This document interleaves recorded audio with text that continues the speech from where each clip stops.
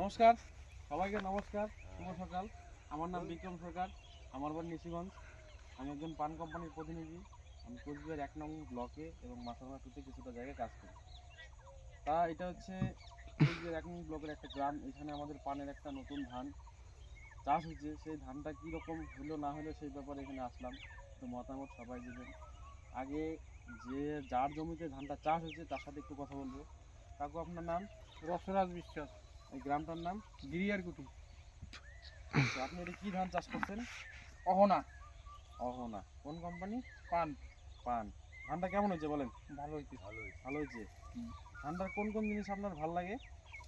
ধানটার হাইটটা এবং গাঁথনিটা ভালো লাগে এবং কালারটা। কালারটা না? পাশকাঠি? গাছ কাটি ভালোই আছে। ভালোই আছে।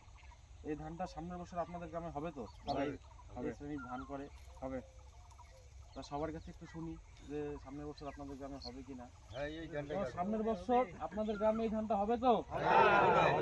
ভালো হয়েছে ধান তো। ভালো হয়েছে তো? ধানের নামটা মনে থাকবে?